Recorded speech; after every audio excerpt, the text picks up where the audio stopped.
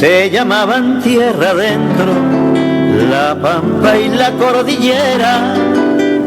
Después ahora sí, ya estamos con la columna del politólogo Aurelio Argañarás, para ¿Y vos qué pensás?, para Radio Tortuga Cooperativa 92.9, con la columna que para hoy, para este sábado, ha titulado ¿Populistas o ajustadores? Comenzamos. Y los medios hegemónicos de prensa, La Nación, Clarín, en el caso de Córdoba, La Voz del Interior, TN, la revista Noticias, y bueno, el oyente sabe qué es lo que tiene que añadir en tal caso a esta nómina, parecen haberse inspirado, en realidad están siempre inspirados, sí, por una contribución correntina a la parafernalia de la riña, que aconseja para la pelea tirarle tierra a los ojos al adversario. El adversario, sí, con tierra en los ojos, no puede pelear en igualdad de condiciones, no ve, está... Lo neutraliza, ¿no es cierto? ¿Cómo? Lo neutraliza, digo, en cierta manera. Lo neutraliza, lo atonta, claro, y entonces lo puede golpear, claro, mucho mejor. Lo golpea en realidad en una situación, claro, de indefensión. Sí.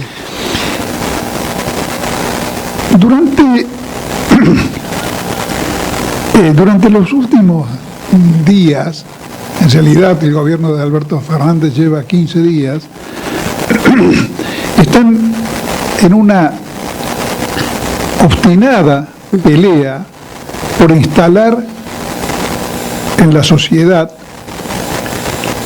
en la opinión pública, la idea de que el gobierno está llevando a cabo un ajuste. Sí.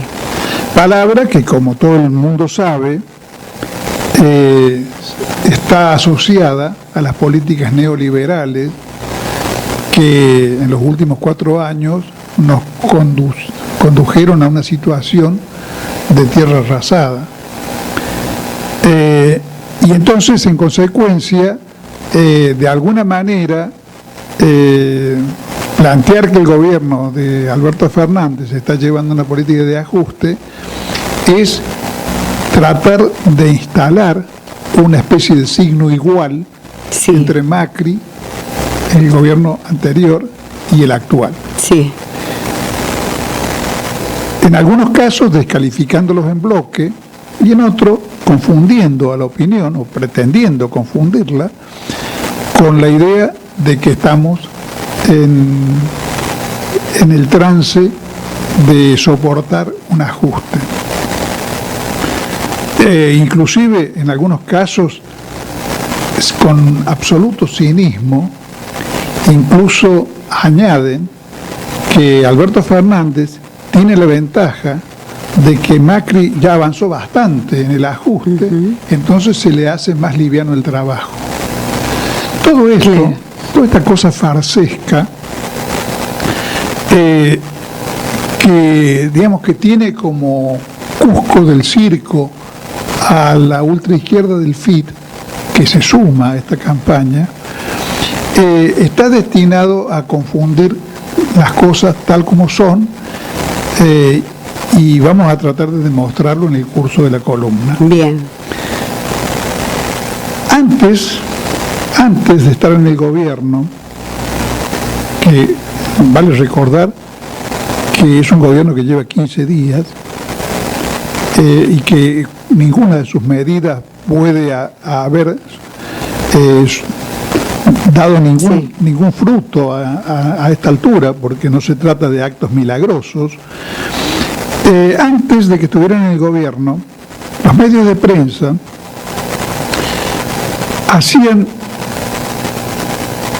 usaban el sonajero del populismo irresponsable, que organizaba una especie de fiesta de corta duración, repartiendo, sí, lo que supuestamente no había e hipotecando el futuro. Ese esquema lo hacía aparecer como una filosofía o proyecto demagógico, Sí, pan y circo, más circo que pan, dijeron más de una vez. Pan y circo le decían ya al general Perón sí. en una década, que según un radical como Félix Luna, y no lo dice con ironía, la Argentina era una fiesta, Ujú, sí, ¿no? Los índices de consumo popular fueron más altos que nunca. Pero, digamos, ese proyecto sería repartir lo que no hay a costa del futuro,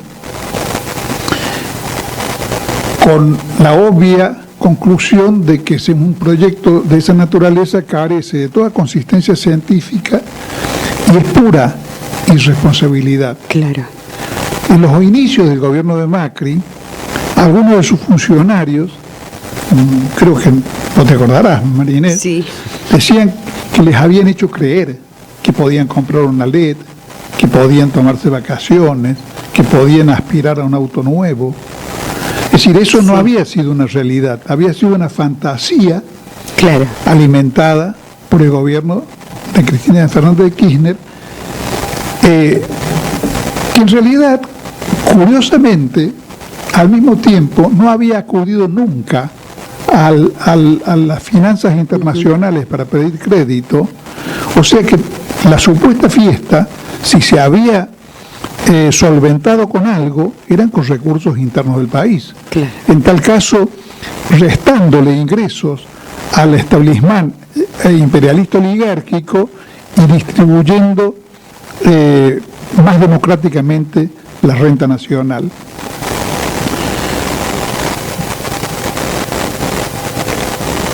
Sí, Ese calificativo, esa manera de buscar la deslegitimizar la política nacional y popular,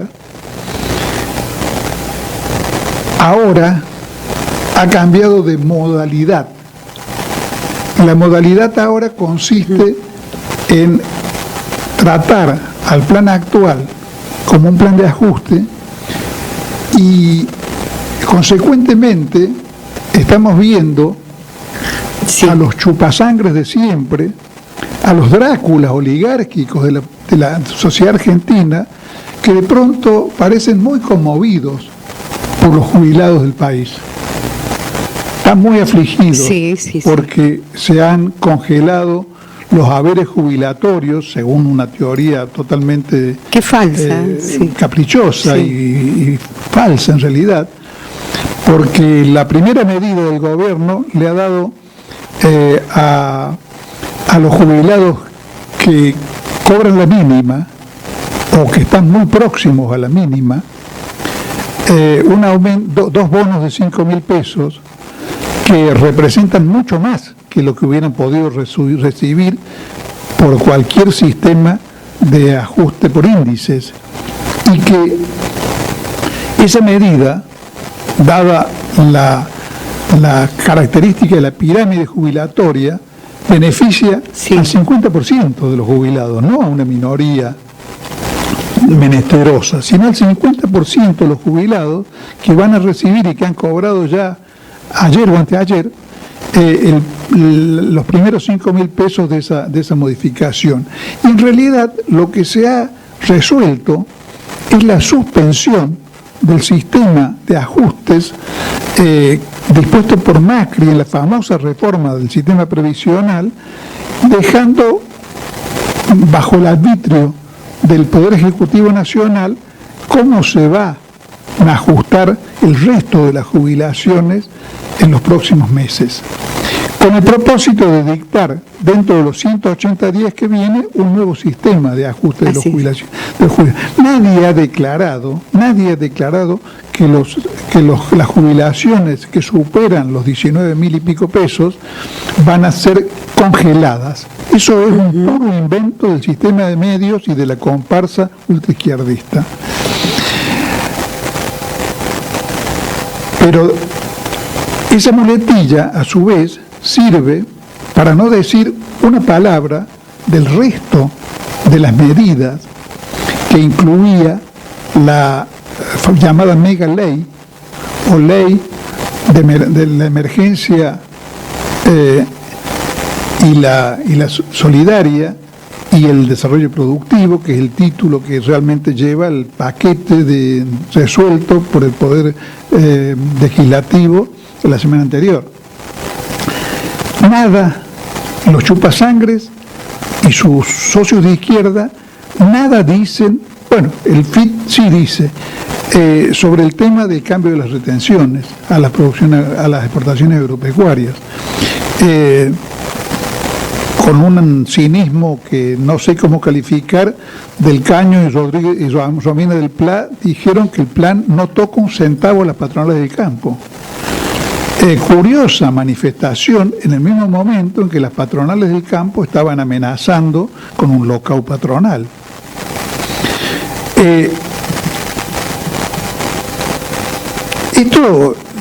Esto tiene una especie de correlato. Mientras todas estas cosas se resuelven, la Patricia Bullrich pide que a la legislatura se le arrojen 14 toneladas de piedra y Nicolás del Caño parece que se ofrece para tirarlas.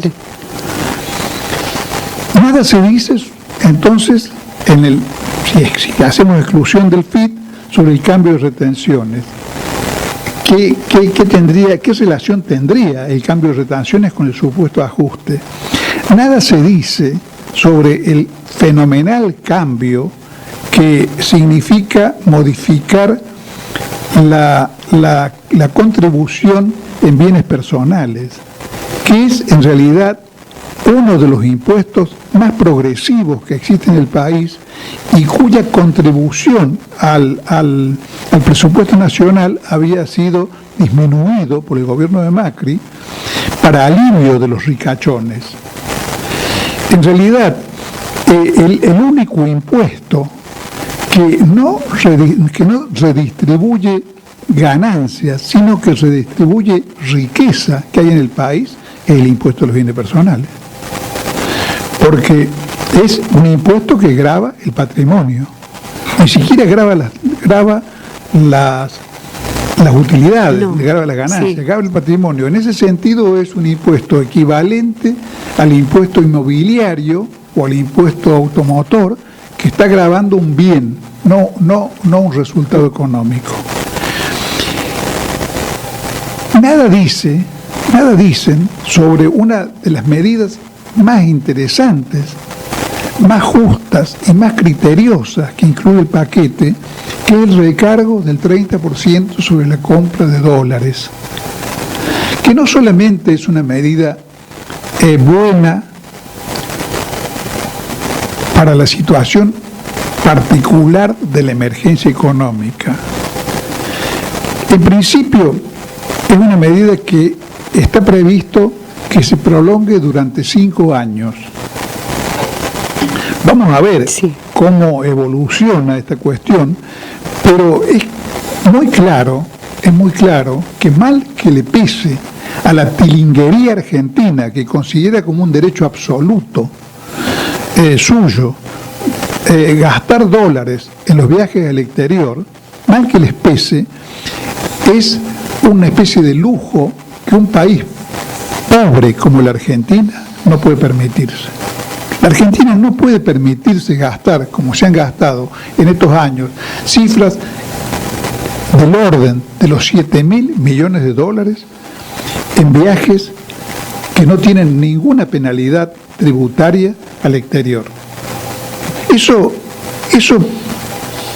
pueden permitírselo los japoneses, los norteamericanos, los europeos, pero no un país que tiene una necesidad acuciante de dólares para no tener un comercio exterior con saldo desfavorable y para poder importar las cosas que realmente el país necesita para que funcione su estructura económica agropecuaria e industrial. Es como si a nivel de una familia se usaran los recursos para comprar cosas suntuarias mientras los chicos no pueden comer. Ese es el sentido de una libre disposición de los dólares por parte de los particulares en un país como la Argentina. Sobre eso no se opina. La derecha oligárquica o la izquierda oligárquica no dicen una palabra. Tampoco se dice una palabra, los teóricos del supuesto ajuste, sobre el recargo impositivo que se ha impuesto a los automóviles de lujo. Un rubro que recibió una descarga tributaria en los inicios del gobierno de Macri, porque claro, el público de Macri considera que no debe pagar impuestos por adquirir en el exterior automóviles de lujo. Bueno, esa medida ha sido modificada también, incluso con los automóviles fabricados en la Argentina, cosa que motiva resquemores en el mundo de las automotrices y de las concesionarias de autos. Pero también es razonable que, digamos, que los que van los que quieren comprar este tipo de automóviles tengan una recarga impositiva mayor que los que compran un automóvil por razones de necesidad o un automóvil barato. Es una manera equitativa de prorratear las cargas impositivas en el conjunto de la sociedad argentina. Sobre eso tampoco se dice nada.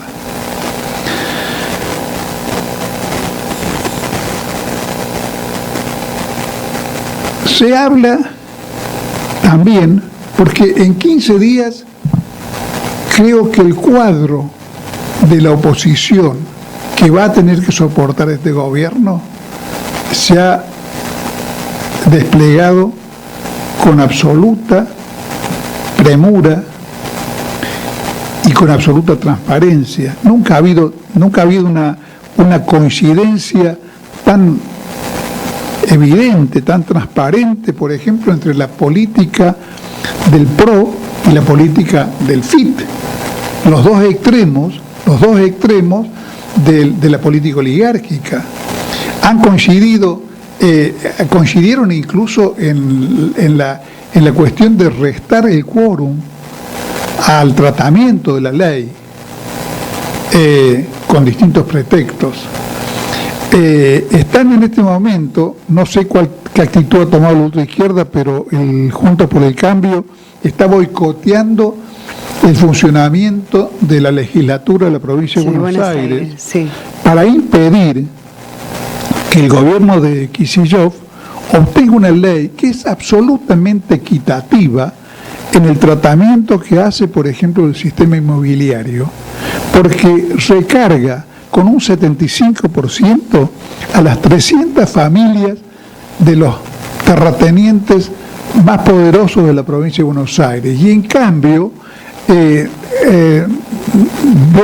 establece una actualización de solamente el 15% en un año donde la inflación ha sido del 58% para las pequeñas propiedades.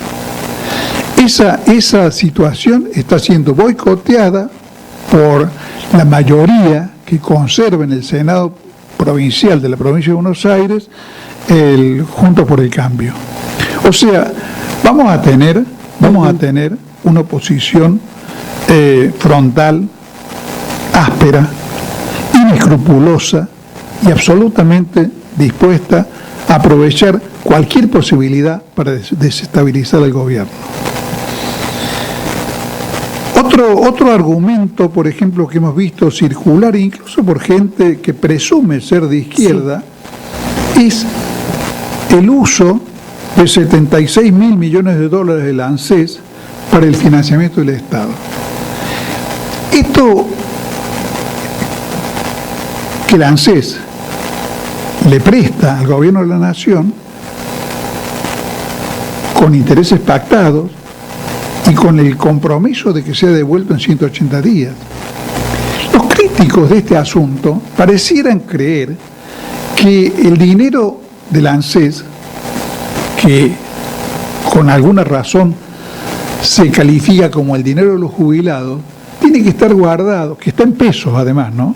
Tiene que estar guardado en una especie de caja fuerte para que se lo saque cada vez que se paga las jubilaciones. En realidad se trata de una cifra fenomenal de una de las grandes masas de dinero que circulan y de las que se apropia el Estado Nacional, que tiene que tener algún uso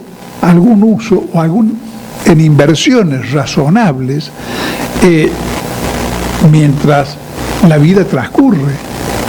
En algún momento se criticó durante el gobierno de Cristina de Kirchner que esos fondos fueran los que sustentaran el plan Procrear.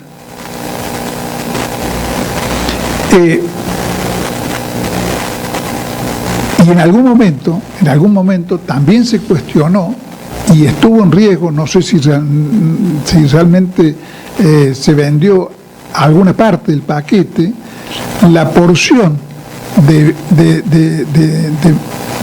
activos del ANSES que constituye lo que se llama el Fondo de Sustentabilidad y que en realidad consiste en la posesión de acciones de grandes empresas del país que se heredaron de la época de las AFJP y que le permitían al Estado Nacional tener intervención en los directorios de las grandes empresas y en consecuencia poder intervenir de algún modo en la orientación y en el control de esas grandes empresas, por ejemplo, una de las cuales, vos recordarás, era el papel prensa, donde el Estado argentino tenía acciones.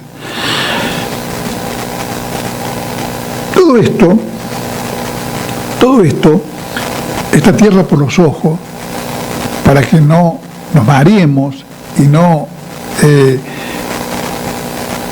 se nos ocurra festejar moderadamente los cambios que estamos protagonizando y de los cuales estamos siendo testigos,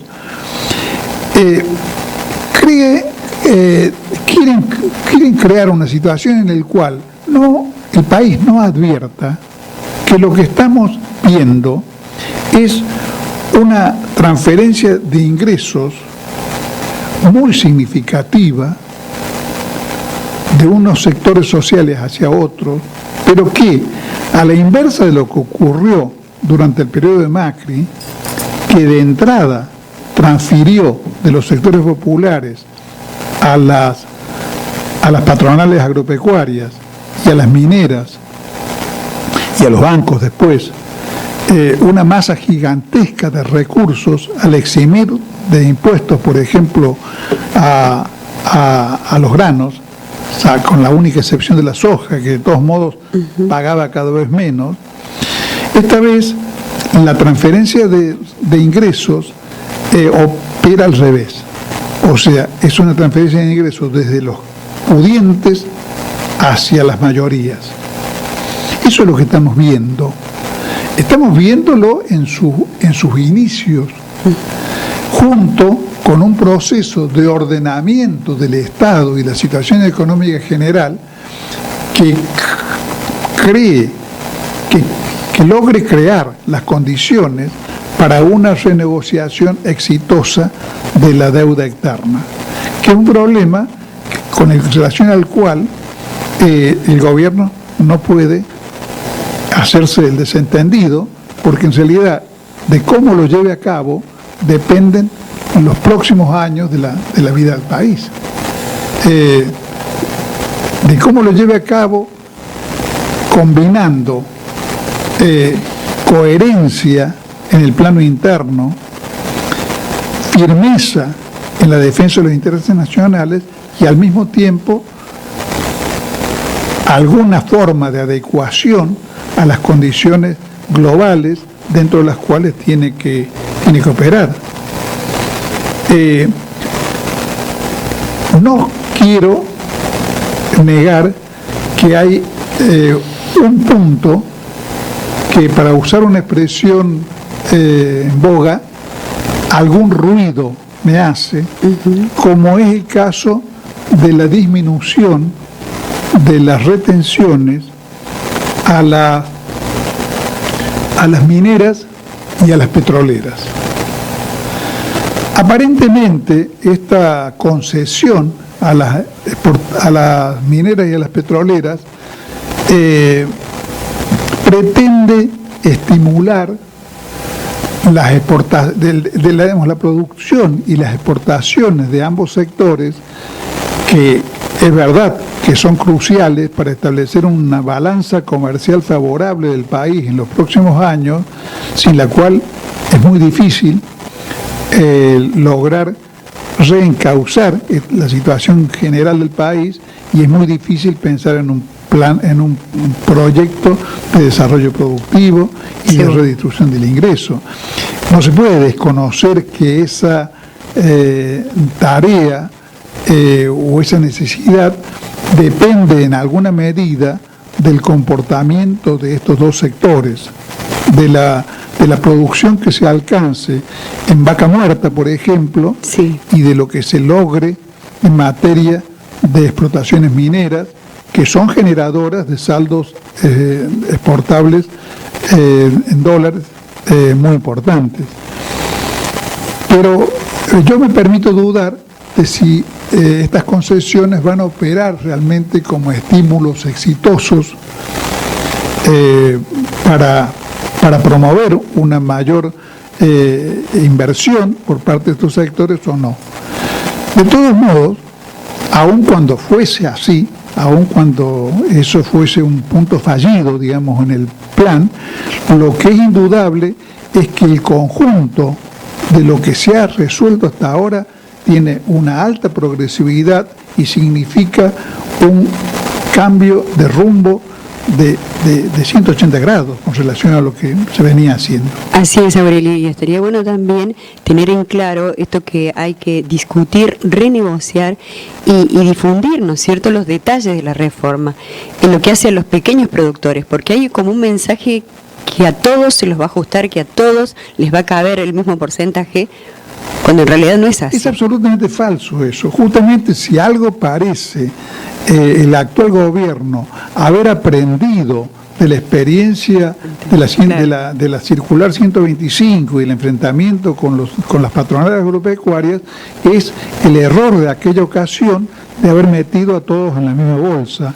Hoy vemos una cuidadosa discriminación a favor de los pequeños productores, a favor de los sectores de las mayorías nacionales y populares, y una actitud de reclamar más a los que realmente pueden dar más. Exactamente, por ejemplo, que lo mencionabas hace un momento, el inmobiliario rural del 75%, bueno, se le habla de que se le va a aplicar a propiedades de más de 2.000 hectáreas. Exactamente. Estamos hablando de la provincia de Buenos Aires, donde 2.000 hectáreas es un capital enorme, ¿no? Exactamente. Entonces, creo que va a tener en eso un gran trabajo, ¿no?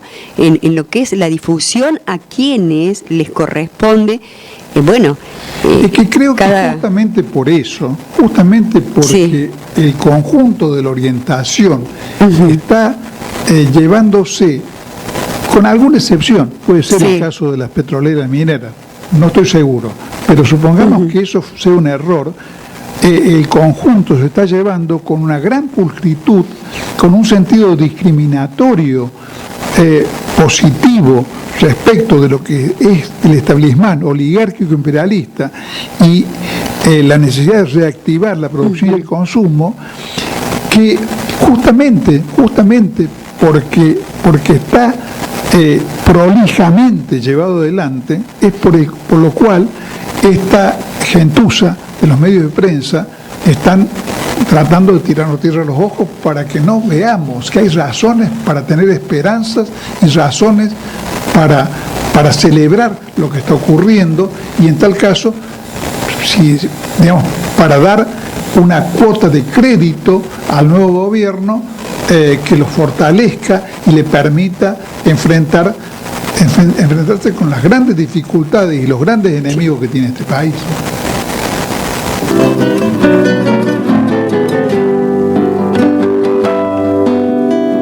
se llamaban tierra adentro, la pampa y la cordillera. Después fueron campo afuera, porque las